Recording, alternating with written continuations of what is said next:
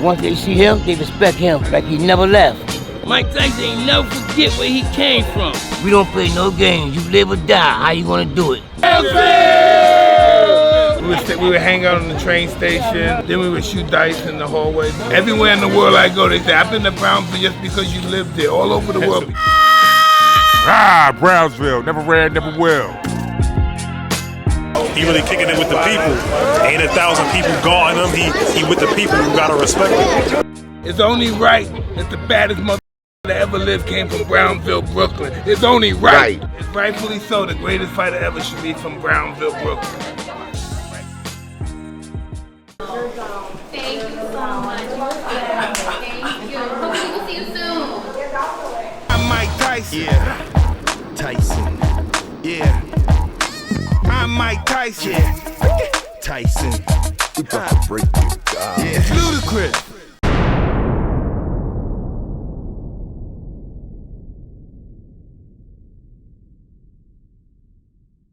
Hey, this is another episode of Hotboxin. I'm Mike Tyson. This is my co-host. Okay.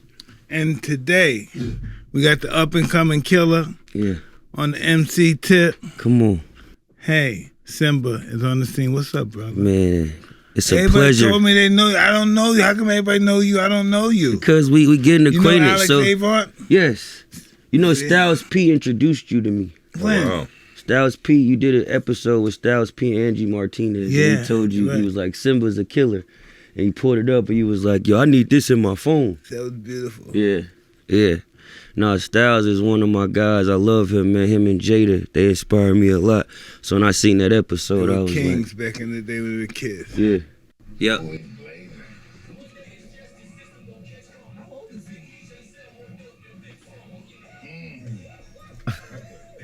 What? That gave me chills when you said that. Wow. That gave me You deserve chills. it. That's hard. Hey, put him in my phone, mama. That's a baby. He dumps, man. He's one of them. He one of them. Come on, man. You put that on my phone. I still like shit like that. Like, I'm gonna... Because he also sound like he came up. He sound like he could have been one of the original locks. I like shit. I got an artist too, Bucky. He just got home. He just got life back. Actually. Yeah. Yeah, he got life back. He did 11. He got his life back. And so, yeah, wait till you hear him. He's an animal. He said money, power, respect. I always think about that, so I reference that song because. Yep. What's up, man? Tell me when your album's coming out. What are you doing with it? Well, because it's you, I'm gonna tell you the God honest truth. I was getting ready to drop a new album, but as of this morning, I pushed it back. Why is that? I feel like I'm getting a lot better. I'm understanding the space I'm in, and I'm understanding my identity within the culture a lot more. And before, it was a lot of me seeking the validation or me trying to find the sound or find what people thought I should sound like. And now it's kind of just connecting for me all the way around to where I know what a Simba beat sounds like. I know what a Simba verse and a Simba hook feels like. So I'm getting ready to go back in the studio for the next 3 weeks. And I want to go in the studio with this energy of feeling like this because I'm feeling more motivated than ever. I'm feeling more sure than ever and confident than ever. And I want to take this into the studio. Who's the producers that you're going in with if you're switching up? I just got off of a call with 88 Keys. Oh, wow, that's my homie right there. Shout out to John Monopoly. Fire. Oh. He connected us. These guys know what they're doing. I never heard of them. They know what they're doing. Legends. Yeah. Legends. Me and Polo the Don is getting in next week. You mess with Hit Boy too? Yeah, okay. Hit Boy, that's my guy. Me and Hitmaker is actually getting into Miami. Oh, all right. There's too much going on over here, Mike. But no, that's where I'm at now. So before it was like working with beat makers. Now I've worked myself to the point to where producers want to work with me. So I'm at a point to where it's like I'm kind of rapping better than the beats that I'm receiving. So now it's time for me to go to the producers that actually produce and help me take my rap to the next level and the music as well. How you get on? Who did you meet to put you on? God. God gave me the power to do it. We know that, but God had to bring somebody in your life that could help you. It's a multitude of stories, big dog. I'm from the Bay Area. from the Bay Area, where we have a lack of infrastructure when it comes to the entertainment scene. Yeah. So growing up, you don't see a bunch of record labels. E40 was the biggest thing I ever seen until I left the Bay Area. Too Short. We didn't really get the big commercial look like that being from the Bay. So when I started Hammer rapping, got a lot of stuff. Hammers, that's more than hip hop though. That's like Hammer had Pepsi commercials in the 80s. That's different, Mike. He was bad. He wore parachute pants. Hey. You never wore parachute pants. Never have and never will. Right. Man, Hammer was so big, man. You can't imagine how big he was though. Let me ask you this. What was it like you being new in that era of the 80s? And Hammer coming out, what was it like seeing Hammer at that time of you being somebody that was... Listen, after every show, me and Hammer went and played dice. Really? Hammer was just a real person getting his money the way he knew how to get it. Yeah. Yeah, that's what's up. He was gangster, right? A lot of people everybody always say that he ran around with don't sleep on the videos. Nobody bothered Hammer, played Hammer. Yeah. He was a good guy, though. More than anything, he was a good brother. I mean, I heard so many rumors about people going to the Bay and then they're in trouble. They call Hammer for help, or if you got beef with Hammer, good luck if you go to the Bay. Hammer used to go on tour with 50 people, bro. Like Oakland people that was really in the streets and the heart and soul of OB was taking them around the world. So it was like they was looking at him like, this our way out. So if y'all do anything to him, we gonna do something to y'all. Oh shit! So Hammer had some good. He had some good nights. Yeah. All we did play dice all night, talking shit. What's the most you ever lost? Me. Playing Hammer. I'm playing Hammer. What? That's nothing. I'm 30. But I wasn't thinking about gambling. These guys just ripped me up. Oh shit! What? I was just high. And they'd throw you in a dice game? Yeah, they did. They just be like, let's shoot dice. It did. Yeah. That's crazy. Oh my god. That's crazy. Did you enjoy hanging in the Bay Area? Like all I never hung out in the Bay Oh, Area. really? When he's on tour, son, I see him in different cities. One day he got me 12,000, and another time he got me for 19. What? A bunch of us play. Oh, but it's just so awesome. Like the excitement's worth the money. Yeah. Wow. Yeah, that's crazy. Nah, so being from the Bay Area, I naturally kind of had this independent spirit to get up and go get it. But my mom was in real estate. So my mom did real estate. We moved around a lot when I was little. So I lived in Atlantic City for a minute. Oh, wow. We lived in Las Vegas for a minute. Hood, Atlantic City. Yeah, man. We moved around. I used to be in Trenton, New Jersey for a minute. Hood again. Yeah, you're like a hood trotter. Fucking globe trotter. You're a hood trotter, yo. These guys are the worst parts. I mean, they're good now, but you were the real fucked up parts. Nah, for real. And being like from the Bay, seeing that, I didn't know I was in a fucked up part. Oh, wow. I just knew this was something new other than the Bay Area. So I started adapting to the cultures over there and listening to the music and the food and East Coast. different things. So I was heavily East Coast inspired. So when I first started putting music out, the West Coast, our music moves fast. It's rooted in funk. So it moves faster. It's hot over here. We like to dance a little faster. The bounce. It's a different bounce. I didn't always kind of mesh. My style didn't always mesh with a fast sound of being from the West Coast. I always rapped on like East Coast samples or real hip hop boom bap driven beats. So the first thing I realized when I was trying to get my music out in the Bay Area was it wasn't connected. And I needed to go find places where it connected.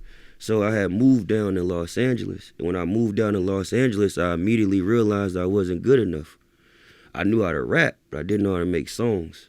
Oh, okay. And that's when I kind of fell back for like 4 or 5 years when I first moved out here and just really learned the industry, how to write a hook, how to write a verse. Like I just said, the difference between beat makers and producers, having the right people in the studio, getting around the right people, the right lawyers and the right publicists that could teach me the game. So my whole journey has just been a testament to me not giving up on myself. I can't really give one person the credit. You know what I mean? It's because I moved around so much and learned so much from so many people that I had to take and kind of apply to my story. Was it complicated to be there and New York was dominating? Like you see like all the New York rappers, and then you're trying to get put on in the West Coast? I never looked at life demographically. Like, Okay. I never looked at it like, oh, New York more lit or the West Coast more lit. I just looked at it as black people that looked like me and Really? they was popping. Oh. I didn't care where they was from. So I was never really like about repping a region. Oh, it was wow. just more so about being in this culture that I wanted to. Because it be went a part from of. New York, right, Mike, then West, and then now that Atlanta just took it. Yeah. Forget about Atlanta kicking ass. it. Yeah, they Oh can't, yeah, it's definitely. Shout out to Atlanta, man. They're killing it. T.I. Yeah. over. Hefe. Yeah. You want to play that song again? That's the guy right there. Tip was the first person to actually attempted to sign me. That's fire. Yeah. Really? The first person. Yeah. Yeah. So he was part of the era where he got like Travis Scott and he was amassing a 2015. team. Wow. Oh snap. That's crazy. Yep, it was around 2015. I was actually on one of the Grand Hustle projects they had put out around 2014, 2015 or something like that. Yeah, I leaked this. Sorry. Like, I'm a piece of crap. Yeah. But leaking, I mean, being in the Bay, it really was like that. Like you pop the trunk, move your tapes, like you were driving around, and because Too Short told me he did that. He was just like pop his shit, make crazy money. Eventually, It's still kind of like mom that and today. pop store. Oh, it's still doing that. Still kind of like What? that today. Like if you go on Telegraph, it's a bunch of. We probably the only place that still got amoebas and Rasputins. And Oh my things God, like that. Rasputin! Oh my Rasputin, God. what's You that? brought back- It's like a record shop. Yeah. Really? I'm a mixtape guy, so we used to distribute to all of them. He just brought back memories. That's a Russian monk. Really? Rasputin. Really? Very evil. Russian monk. Hey, that's dark, He Mike. slept with all the royal women in the Tsar, all the women in the Tsar. Really? Really? The queen had a son that was crippled and had fevers, and he explained, if I die, the whole family's gonna die. Yeah, Rasputin, Gregorio Rasputin, he was a monk in Tsar Russia, I gotta Google that, man. What? and they couldn't kill him. They poisoned him. They shot him. He looked like a monk. So look at him. Oh snap! Oh no, I've Oh, seen that's that the guy before. Rasputin logo. Yeah. Yeah. Wow. Really? Yeah, that's what the logo looked like at the store. It's him. I never knew that. That's crazy. See, we had to learn that on Hotboxing Hey. from Mike Tyson. Hey, appreciate that insight. So you felt like, I mean, I know you felt like the underration of the Bay. Yeah. Like some people were confused where West Coast was kind of like taking the Bay vibe, taking the Bay production, but still calling it West. And it was like that for a while. I don't even like to say it. People be talking shit. The Bay is more East Coasted than it is West Coast to me when I go there. The people different there than they are in Los Angeles. Yeah, for some reason they have a connection with Detroit.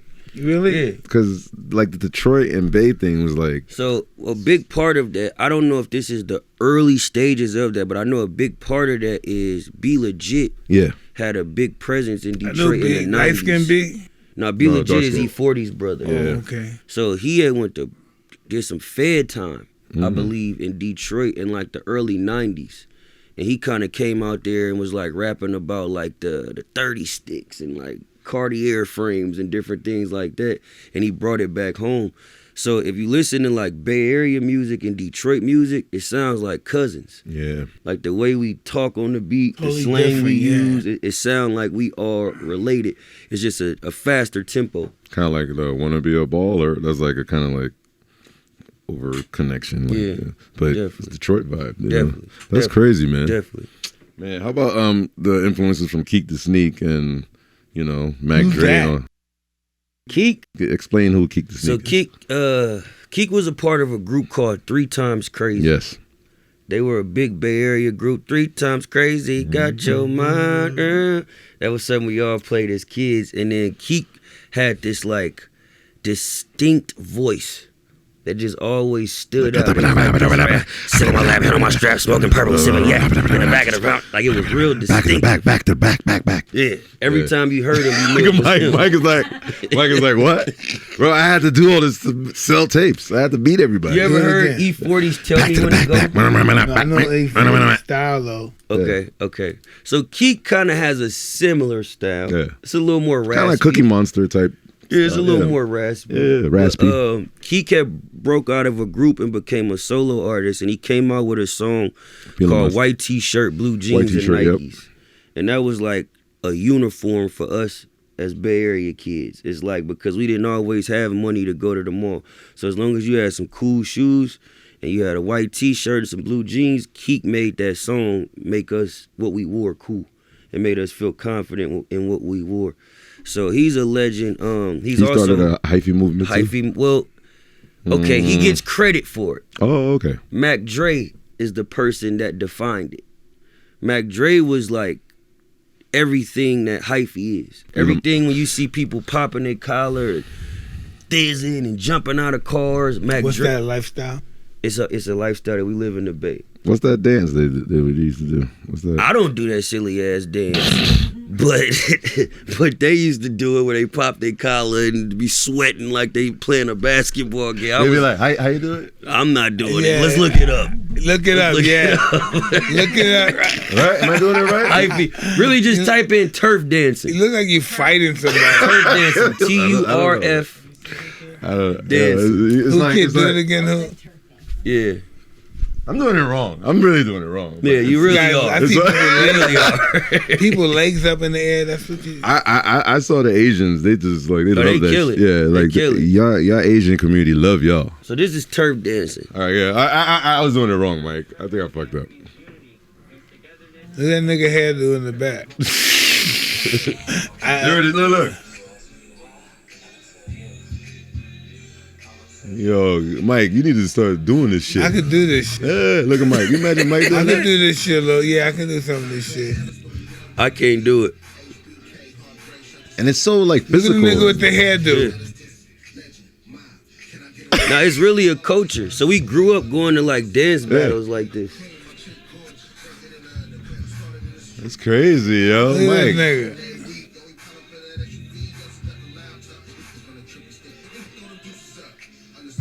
Oh, look at these niggas. Yeah. It's kind of like That's breakdancing moonwalk. meets smoothness Moonwalk. meets It's swag. thing. It's like swag meets like. Look at this nigga. Yeah. Tutting. All kind of different things. So you weren't doing none of that stuff. You, No, you too cool I for had that. friends that was dancing. I would try to dance, but it was just never my You thing. never ghost rid the whip? Come on, I know. Yeah, you I used to ghost ride the whip as a kid. You explain to Mike what that is. Show me that. So ghost ride. Oh, you don't want to see that, Mike. Is when you put your car in drive on a street to where you know it's gonna be okay if it just goes straight, and you get out your car and you walk with your car. You might dance with your car. You be like, Pull up, ghost riding the whip. You might dance next to your car while it drive itself. I have to learn all that, Mike. Yeah, you let the car drive itself. Look, see, look. So this is Mr. Fab's song, Ghost Riding. Yeah. Shout out to Mr. Fab. It's a legend right there. That's his Is video. that like a tutorial? Go to right there where it says Ghost Ride, the YouTube short. Go to the short, the first one. Yeah, Ghost See, look. ride. it's like that. You let the car ride by itself and you dance. Oh, look at this shit. Yo, Mike, you need to do that, man. I could do that. Do that with your Rolls Royce. I could. Well, I'm not gonna chase the car, but Huh? I can do that dance. Look. See, just imagine your Rolls Royce keep going. You You can't just stop. lock yourself. My Rolls Royce is rented. Lease. Ooh, this dumb motherfucker. Can you imagine doing this? You let your car run you over. Yeah. You dumb motherfucker. Yeah, listen, you're the dumbest motherfucker in the history of dumb motherfuckers, man. And that's why they say in the Bay we go dumb. Yeah, We do a bunch of dumb shit. Yo, listen, this nigga just got ran over by his car. Dumb. He almost got killed. Yo, look at that. Yeah, that's ghost riding. He goes. He's ghost riding the bike. Oh, He's balling. shot calling. Yo, Bike chasing ass nigga. So that's what ghost riding is. So like Bay Area culture is like turf dancing, white t-shirt, blue jeans, and Nikes. Ghost It riding. looks like those guys used to dance in the street for money, right? Yeah. Yeah. The Ghost Rider. Oh yeah. What's considered a swap meet there? Is it the same like West A Coast? flea market. Flea market. Oh, We so, call so those same flea thing. markets. Oh, okay, Same thing, just a different. You get your white tees, you get your do-rags, Yeah. you get, you know, all the African bootlegs, You yeah, guys the don't go bootlegs. Yeah. You're not robbing people, man. Oh, so now we got this new thing called bipping. Yeah, tell me about that. So bipping is We laughing at because it's about robbing people. That's what it's about. Oh yeah, no, that's what's going on. So the new thing in the Bay Area is bipping. So what they do is they look for rental cars, because when you find rental cars, you know it's people from out of town. Oh, and wow. most people from out of town leave their bags and stuff in the cars. So people are like, say if somebody rent a car, then they'll go stop at a Walmart or something to get something to eat. I mean, get some clothes or T-shirts. While you parked the car, they was already watching you rent the car from the rental spot place. So they followed you, hit the window out with this little key fob thing, and they take all your stuff. So now it's getting so bad to where even when you Do in you traffic, think about when you see the lady, the money's in her pocket, you never think about putting your hand in her pocket? I'm not a robber. Oh, no? I never robbed nobody in my life, Oh, so that's I a couldn't nice tell you what kid, that's like. You never took a dollar out of your mother's purse? I used to lie to women for money. You're a macaroni. I never robbed them. The Mac. You're a Mac, man. I'm a player. Hey, man, a Mac, man. Pimping. Mid-Mac. Pimping. Yeah, I never robbed them. Hey, pimping. Yeah, I never was a robber. That's a big culture in the Bay, the pimp stuff. Oh, yeah. Too Short Yeah. made millions off of that pimp culture. For sure. It's You know who was a good friend of mine before he died? I even buried in Iceberg Slim. Oh, wow. I never met Iceberg. He was he was a beautiful person. What was he like? Highly sophisticated. 6'3" tall, slim guy, but just highly sophisticated. Yeah. Great for vocabulary. Just really on top of his game. Yeah. I never met Iceberg. I man. thought he became that way from being in prison and reading a lot of books. No, he graduated from college. Yeah. I never knew that. Oh, wow. I read his book. Yeah. His book was real deep, and it was very He's interesting. a cold guy. Cold dude, from what I read in his book, for sure. Cold guy. Speaking of coldness, Mike loves this guy. When Jadakiss hugged you, y'all linked up. How was that? Yeah. Oh man, defining moment. Shout out to my guy Black over there because he set it up. He seen it coming. Black. He seen it coming. He was like, "Yo, Jada over there, y'all gotta meet." That's crazy. So we've talked on Instagram a few times, but we never got the chance to run into each other. I ran into Styles, and me and Styles have had conversations, but I never ran into Jada. So when I had seen him, it was another moment, just like right now, talking to this guy, somebody you grow up watching and idolizing on TV, and for him to embrace me, you know, and put his arms around I me. we used to hang with a lot when we were young. We used to hang out. Really? Wow. Yeah. Nah, Jada's, to me, like, one of the top 5 lyricists, for sure. He's mean. For sure. I mean, me coming from the mixtape game, I had to deal with all of them, like Lloyd Banks, Nas, like. What do you miss about those days? The money, like Who's easy that money. nigga, that kid from Philadelphia that was a Meek Mills that got killed? Lil Snoop. Woo! Oh, yeah. He was actually from Louisiana. Yeah, but he lived in but Philly. he lived with me. Yeah. Shout out to Lil Snoop. So you said the money.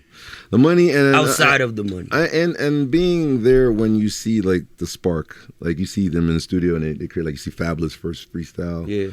You see like, I mean, he's been in like studios where you see like people do ill songs and stuff. I just felt like that. I miss those days. But your influence lyrically, you're the punchline king in your world. Yeah. Did you get that from like the Fabulouses and Nas and all those guys? 1000%. Yeah. I get them from your mixtapes. But when listening in my day, right, in the 80s, we would go to a studio. They're working in the studio all night. The next thing say, hey, let's go to a club. Go to a club. Yeah, right after. Yeah, it's like 1 o'clock in the morning. So we go to the club. We stay there till 5 in the morning. Then we get some girls that go to the studio with the girls to start rehearsing. Yeah. What? You ever went to a session with Pac? Never.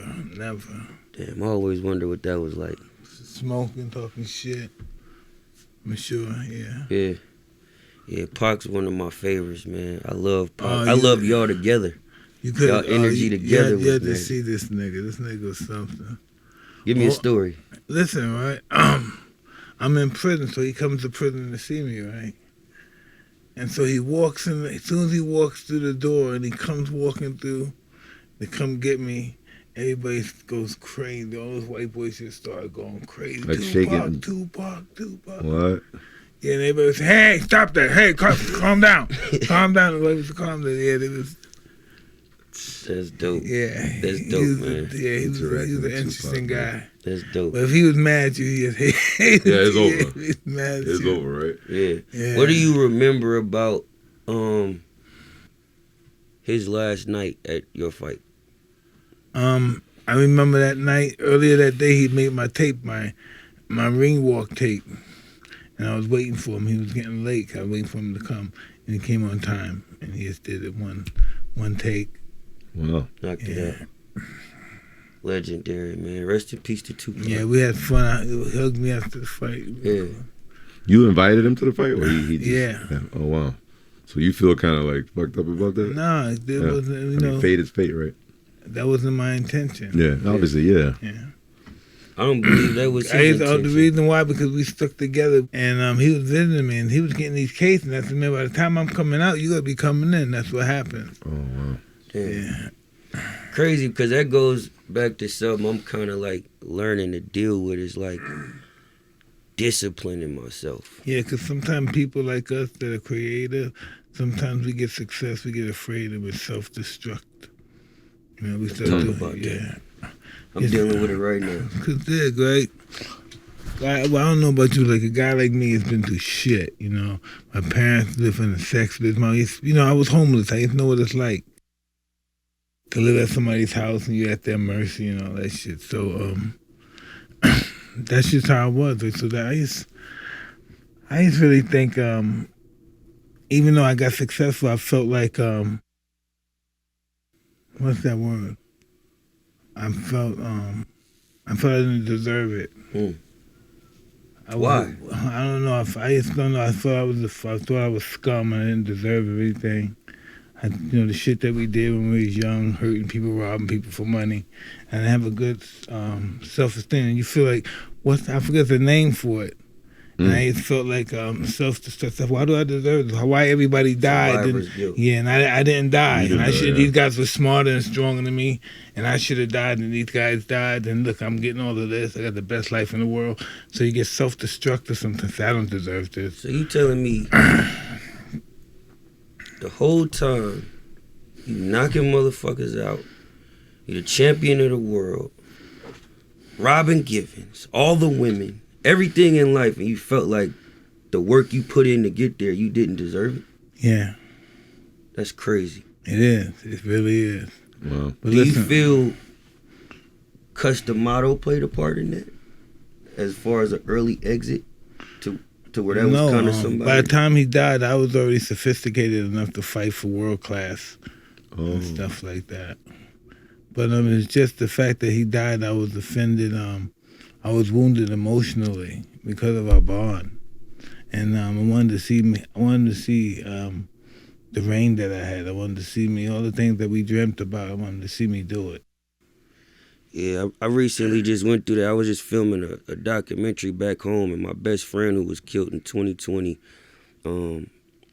his child's mom brought his son to speak on the documentary. And it was a lot because it was like, damn, like out of everything I've done, like he would have been somebody that would have been here, like happy as hell. One of my friends, Zeb, he was with us when we were really doing bad. Me and my wife, and I had a daughter. We had no money. You know, and he would make us look good, keep us in Rolls Royces, nice houses and stuff. Yeah. And he died. He had cancer. Yeah. I wanted him to see us like this. Now we balling off. Fuck. Yeah. Yeah, it sucks. It sucks, man. It's definitely something we wish, like the closest ones to us. It takes so much from you, right? I wish they was here with us to do this shit. It take a lot. And then it's like, how do you find those next relationships and those next things that keep you going? Well, we don't find those, but you know, the memories of the ones we had keep us alive. That's just Say that again? I said we don't find any ones like that no more, but the memories of those people keep us alive. We're never going to find that again. Damn. You feel like music saved your life? Like, is that the number one thing that keeps you balanced? I think my mama saved my life. Okay. My mom was a hustler. A lot of people don't know. She don't like me to talk about it. I was born in prison. Oh, wow. So a lot of things for me from the beginning was kind of set up for me and my family to fail. But my mom wouldn't allow that to happen. So when she came home, she was just heavy into just business and investments and real estate and just wanting more than what the hood provided. So all my cousins and everybody I was around, they was in the hood, but my mom moved me to a suburban area. So it was a lot harder for me to get in trouble being out there. So I had nothing to do but be a curious kid and explore my talents and try different things. So I think if my mom never moves me to the suburbs, I become a shooter. Oh, wow. I become a robber. Would have been guaranteed. You know what I'm saying? Wow. I become something because that's what I was around. So by her moving me there, it gave me a thought of, okay, well, maybe I could do what they doing on TV or try to do this. It was no streets for me to be around.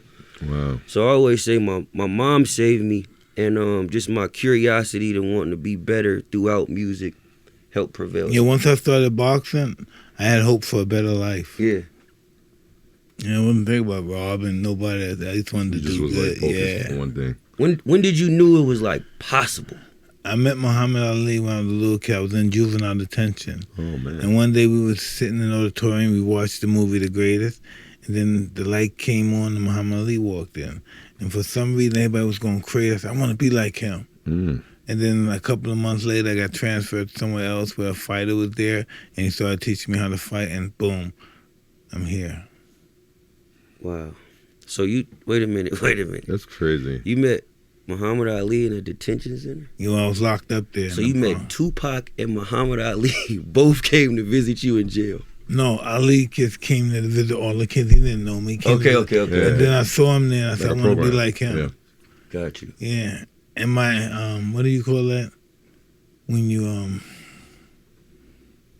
when you do a motivation, you say, I'm going to be the best, and it happened. Yeah. Oh, okay. So I did that, and a couple of months later, I went to another detention center. They had a guy there that was a professional boxer. He started teaching me. He introduced me to Cuss, and boom, greatest fighter in the world. Wow.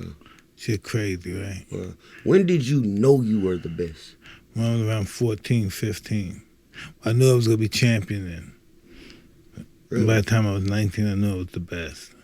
What let you know? Huh? What was it that let you know that? Beating the people in the way I beat them, knocking them out in 25 seconds, a minute, 30 seconds. Yeah. No one ever did that to them before. Crazy. No, that's crazy. I remember, bro. Just like you wanted so bad, I wanted it real bad too. Yeah.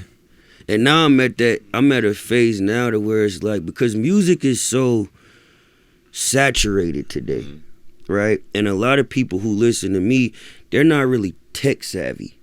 You know what I mean? So it's hard for them to find new music that they like. It's not like they're a kid on Apple Music going through the playlist looking for this song. They don't know how to operate like that. So I've been just so encouraged about like solving that problem and bridging the gap between like the younger generation and the older generation. So I look at myself like an incubator now.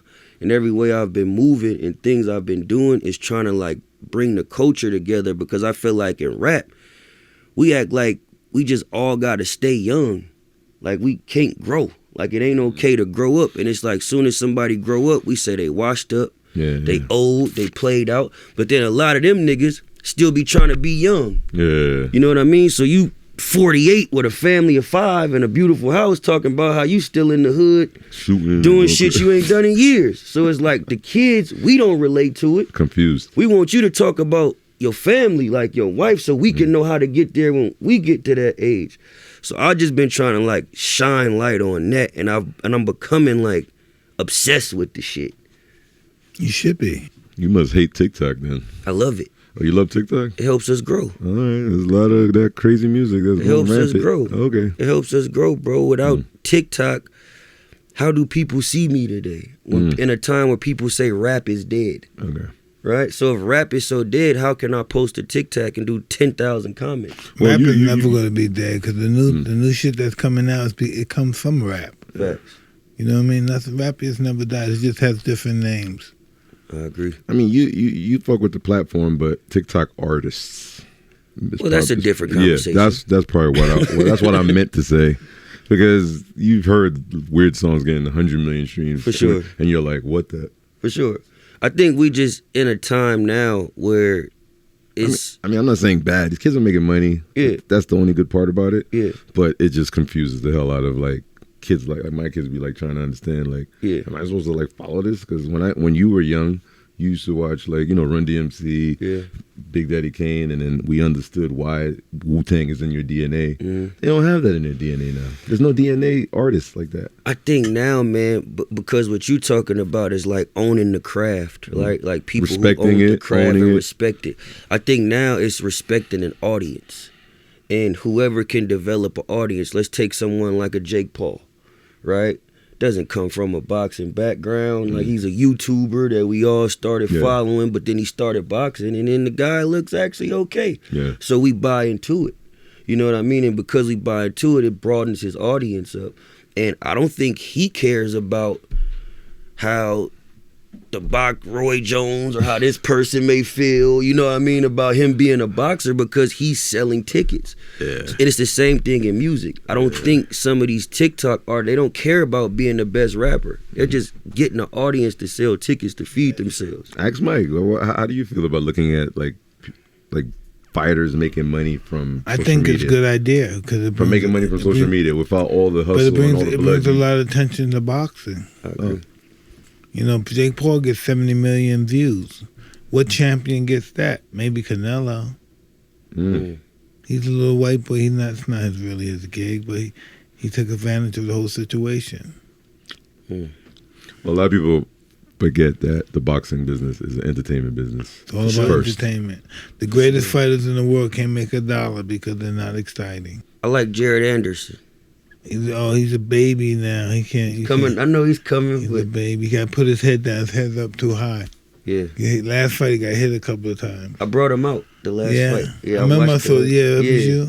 I watched the whole thing, and I seen exactly what you were saying. He got hit a couple times. The guy with the black shorts. Right? Jared liked to fight. Yeah, sometimes he just got to fight smart. Yeah. Especially with his head. That guy shouldn't have hit him. How you feel about Tank? Tank is the greatest, man. He's great. I love Tank.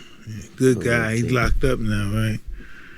He's doing a little bit. I think he's out. Came out. I think he out. Bay Area experience watching Mike Tyson fights. Going to my Uncle Richard house. My Uncle Richard was the person in my family who had the most money at the time. Oh, really? Yeah, so my grandma, who was the rock of our family, had caught emphysema when I was very young. And she I had passed that before away. you, Scott. Yeah. He ain't brave, though. Yeah, she passed away. And when she passed away, my family kind of really went through like tough times.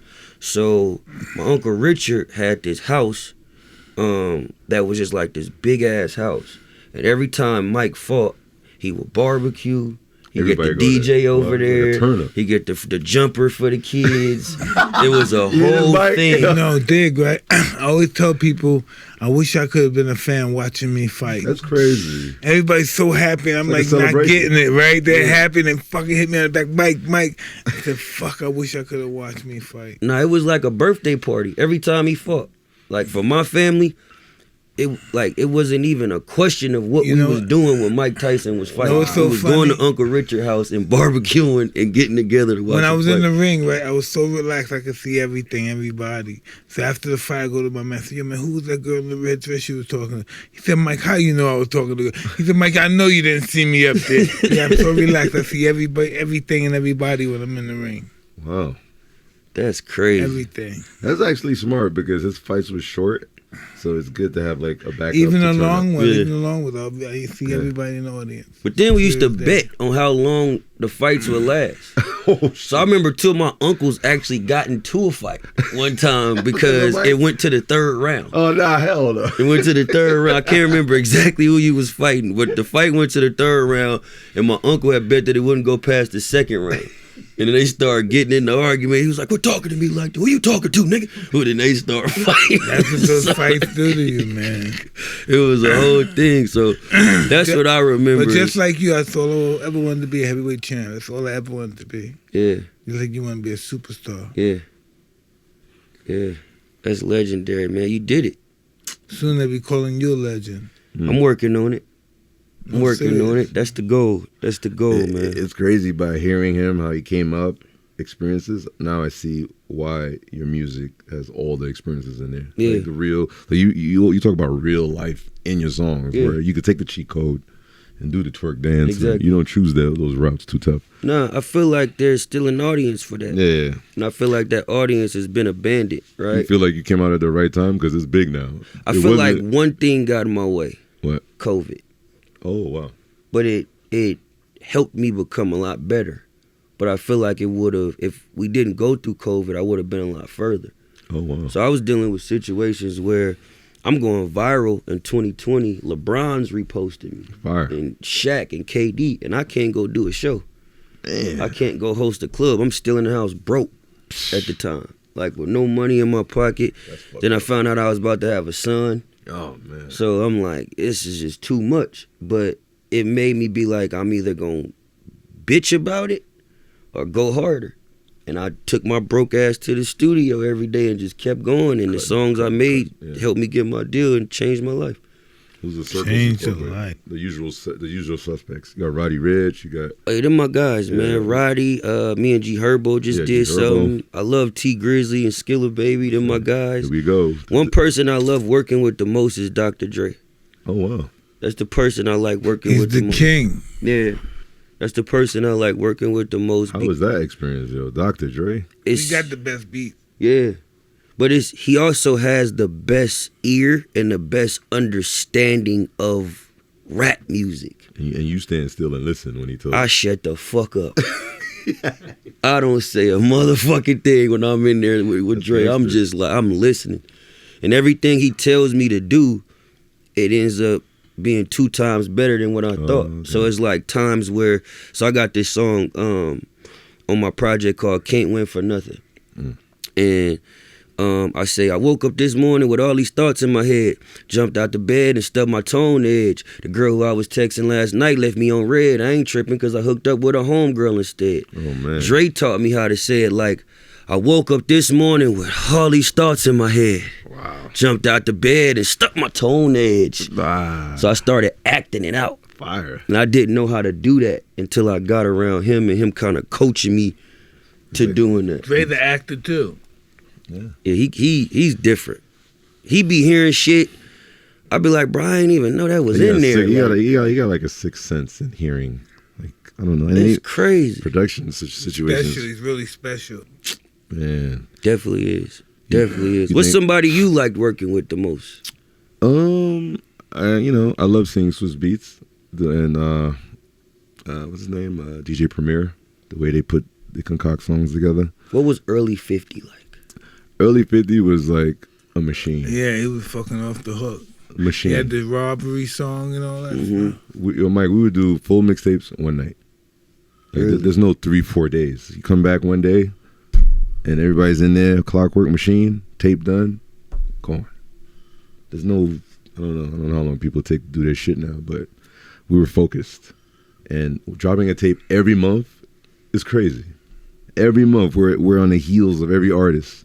But it's good. We gave, openings to like Lil Wayne. Everybody did mixtapes, and look where they at today.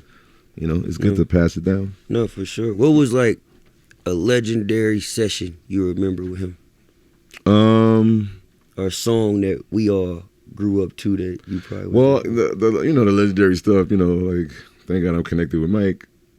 Somehow, no, I didn't work with Ja Rule. So Mike trying to get me killed. I'm talking about the song, the diss tapes they did. Oh no, you talking about that? No, I didn't work. I physically was not in the studio with Ja Rule. Let's make this clear because 50 will have you on his Instagram. It's over, you know what I'm saying? But I think me stealing a Tupac song that nobody never heard, and me stealing a Biggie song and then seeing 50 do those songs in the studio, that was like. And he did it like clockwork.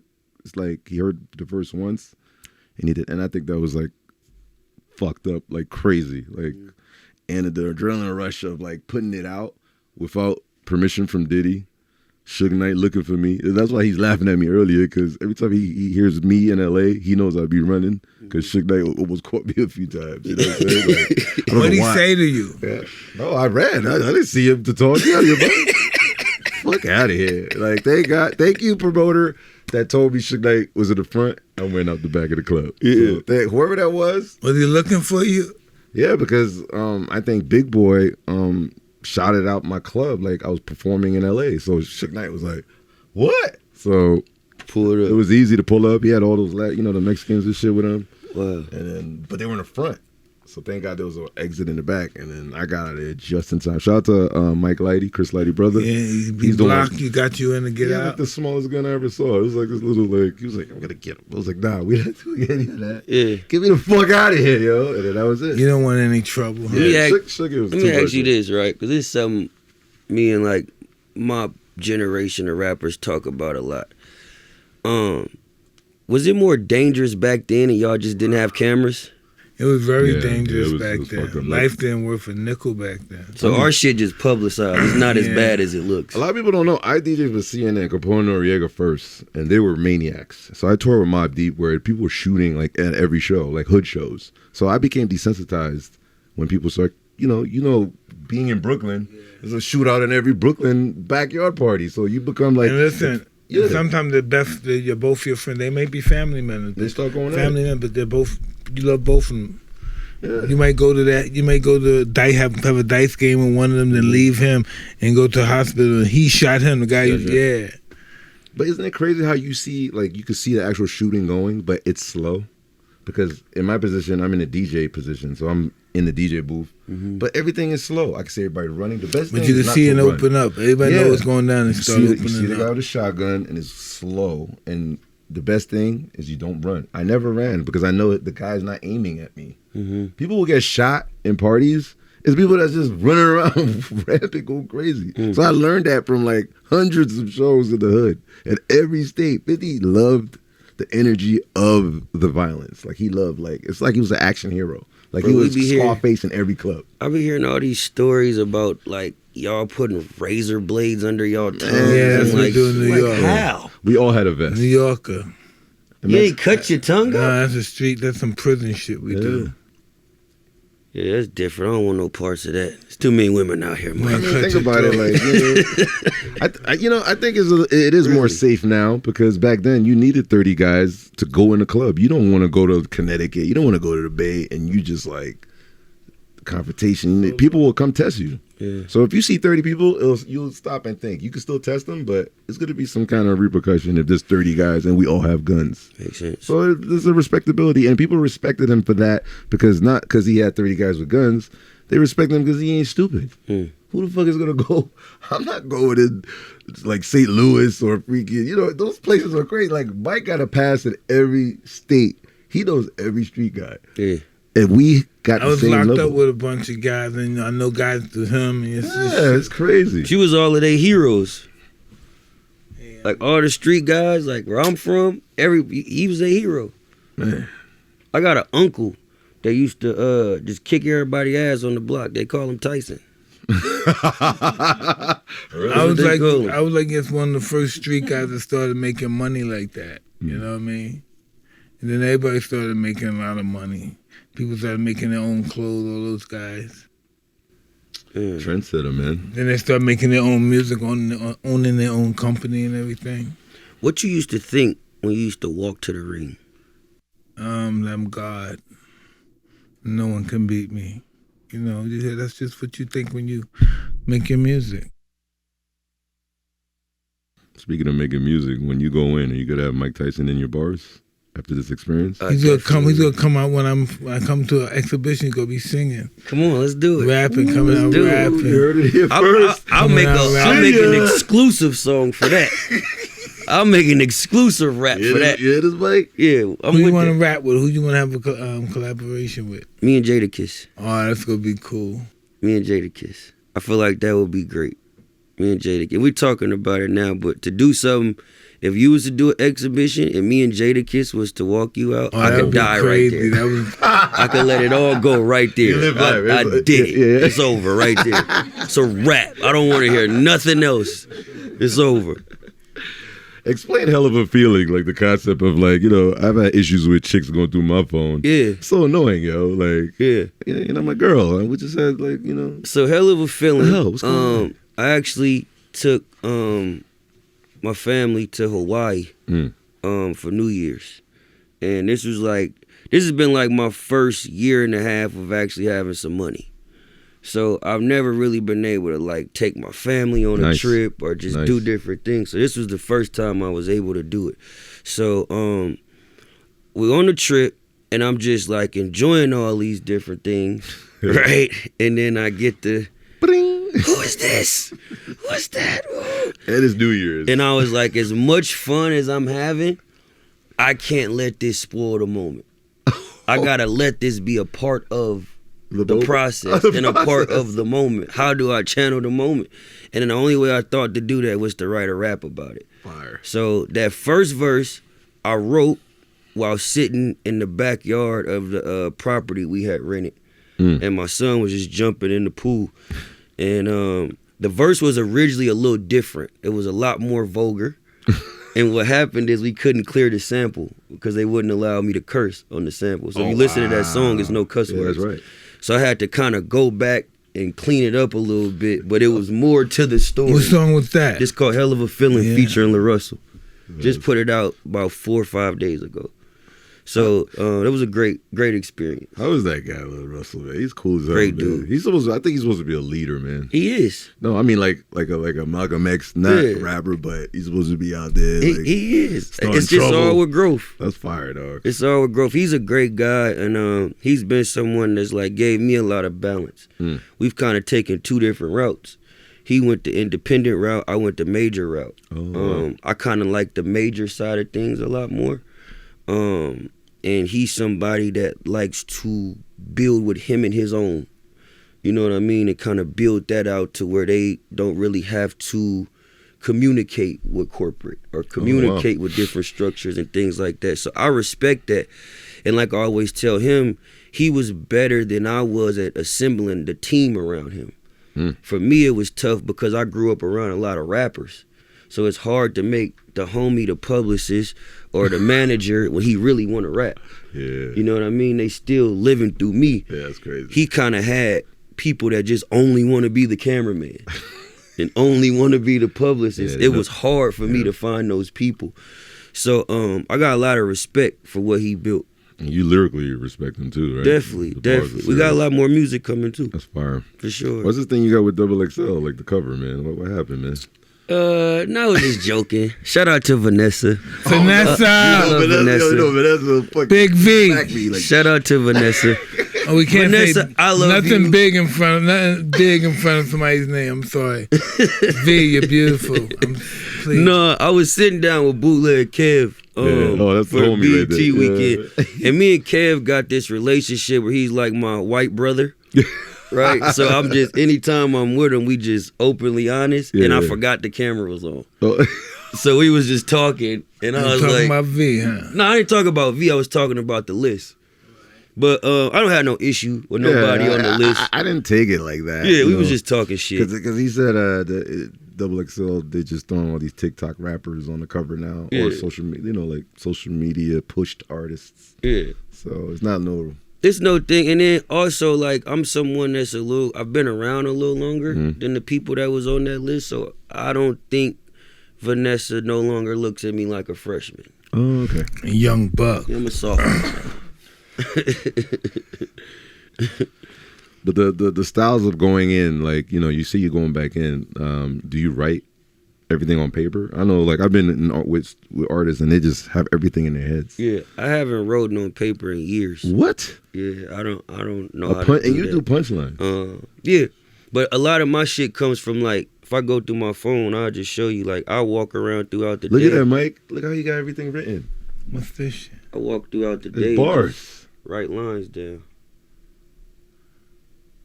All Right, day. That's bunch of- Tupac did right all day. That's Like, Tupac I be gets in the written car. right. Crazy. I got the 22 immutable laws of branding in here. I just walk around all day and I just write songs and put ideas in my phone. So I'll get in the studio. Sometimes I have a topic, and sometimes I like to work with my homies in the room. Okay. Because we all see life from different perspectives. So my guy Black, me and him relate to each other a lot, but we also got friends like a Fee or a Kurt, where they're more street into the streets a little more. So me and him agree on things, and they'll be like, yeah, but we see it from this perspective. Oh, so okay, boom, let me say it like this then, where we both can agree on the line. Come on, what we got here? We got some gifts? I need you to do this. Some goodies. Okay. We got tens of millions of views right there. Okay. I need you to talk to them how they can see you, get in touch with you. Okay.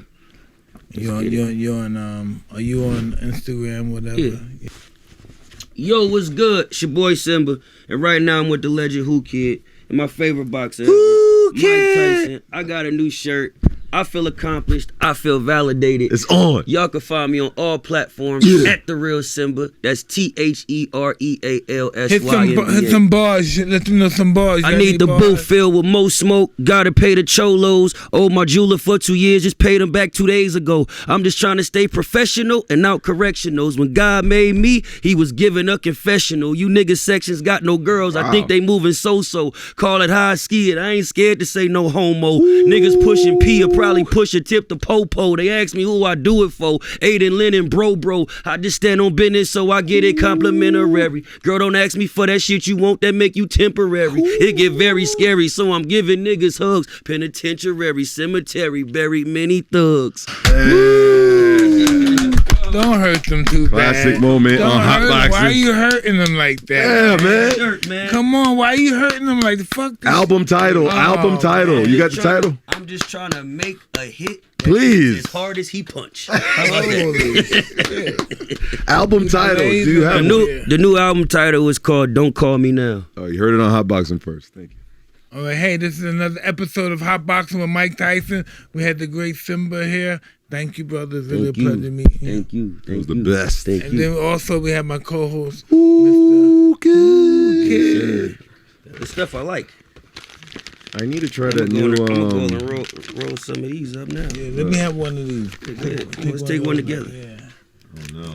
I haven't taken one. No, you know what's back. You know what's edible? happen now. Oh, it's starting now. The bites. It's starting now. This was genius. Who thought of the bites? My wife.